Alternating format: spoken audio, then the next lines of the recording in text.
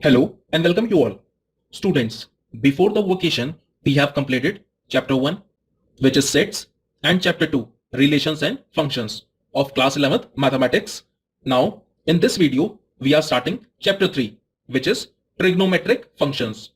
So, in this chapter, you will learn about the angles, angle formed clockwise and anti-clockwise, measurement of an angle, relation between degree and radian, circular measure of an angle formed at the center of the circle by an arc of length L and radius of circle R.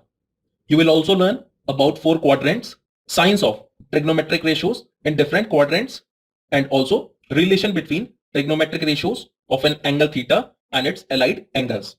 And at the end of this chapter, you will learn about principal solution and general solution of trigonometric equations.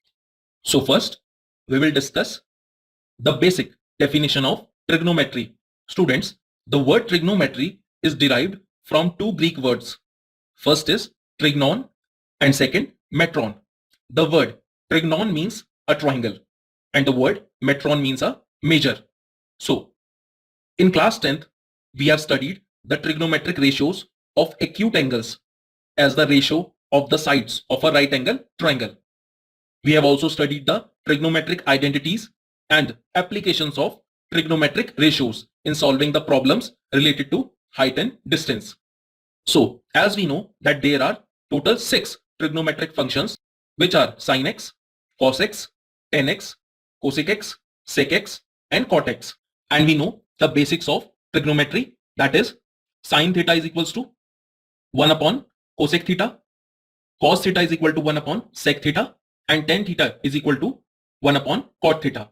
We also know that tan theta is equal to sin theta upon cos theta and cos theta is equal to cos theta upon sin theta. And also we know three identities, that sin square theta plus cos square theta is equals to 1 and 1 plus cot square theta is equal to cosec square theta, and third 1 plus tan square theta is equal to sec square theta. And also we know that sin theta is equal to P upon H, cos theta is equal to B upon H and tan theta is equal to P upon B. And now our first topic that we are going to study in class 11th is degree measure, radian measure of an angle and relation between degree and radian. So student, what is angle? See, as you know that an angle is a measure of rotation of a given ray about its initial point. So student, from here we have two types of angles. First is positive angle and second is negative angle. So first we will discuss what is positive angle. Students, see, when a ray starts from initial point, moves in anti-clockwise direction to form a certain angle, is considered as positive angle. Here the important point is that ray moves in anti-clockwise direction. So student, as you can see on your screen that I have drawn a ray OA which is initial position and ray OB which is terminal position. So from here you can see that in anti-clockwise direction angle AOB is equal to 30 degree. And now our second angle is negative angle. So student, when a ray starts from initial position, moves in clockwise direction to form a certain angle, is considered as negative. So here in negative angle, the important point is that the ray moves in clockwise direction. So as you can see that in figure B, I have drawn the ray OA which is initial position and the ray OB which is terminal position. So here you can see that I have made an angle in clockwise direction which is equal to minus 30 degree. So this is the basic difference between positive angle and negative angles. And now our next topic is system of measurement of angles. So student, in this topic we will discuss about sexagesimal systems. Students, in this system unit of measurement is degree, minutes and second. See, when two perpendicular lines divides a plane into four quadrants, so here each quadrant is set to contain a right angle. And now this right angle is again divided into 90 equal parts. So here each part is known as a degree. So from here as you can see on your screen that I have taken a circle. So as you all know that one complete angle is always equal to 360 degree, or we can say that one revolution is equal to 360 degree. So student, sexagesimal system says that when we divide the circle into 360 parts, and now this each part is again divided into 60 equal parts. So student, which is known as 60 minutes. So from here student, 1 degree is equals to 60 minutes. So as you can see on your screen, the symbol of minutes, and we know student that 1 minute is equals to 60 seconds. So here also you can see the symbol of seconds. So this is all about the sexagesimal systems. And now we will discuss what is circular system. So in this type of system, the unit of measurement is radian. So to understand the circular system, let us take a circle of radius 1 unit.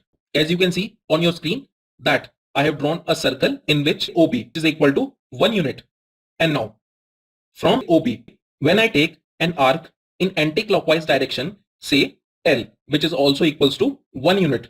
So student, the measure of angle subtended at the center of a circle by an arc of length which is equal to the radius of a circle is defined as 1 radian. So this is the definition of 1 radian. Here angle AOB is equal to 1, and in power you can see C. You can also write it as 1 radian. So from here we will define a relation between theta, R and L.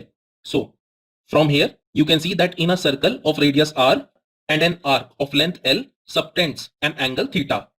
So from here student, theta is equals to L upon R, or L is equals to R theta. Here one of the most important point is that theta will always be comes in radian. And now we will discuss the relation between degree and radian. So students, again you can see on your screen that I have drawn a circle of radius R. So here when I take a length of arc L which represent the circumference of a circle. So student, we know that the circumference of a circle, that is L is equals to 2 pi R. So from here, since we know that theta is equal to L upon R, therefore theta is equals to 2 pi R upon R. So from here R and R will get cancelled out and we get theta is equals to 2 pi, or we can say theta is equals to 360 degree. So which means one complete revolution is equals to 360 degree. And now as I have told you that theta will always comes in radian. So from here student, 2 pi radian is equals to 360 degree. So here we will define the relation between degree and radian by unitary method. So from here, since 2 pi radian is equal to 360 degree, so pi radian is equals to 360 upon 2, which is equals to 180 degree. So student, pi radian is always equals to 180 degree. And now from here, since pi radian is equal to 180 degree, or I can say 180 degree is equals to pi radian. So from here 1 degree is equals to pi upon 180 radian. So in the next video, we will do some more questions in which we will solve how to convert degree into radian and radian into degree. So this is the end of this video student. Thank you so much and have a great day ahead.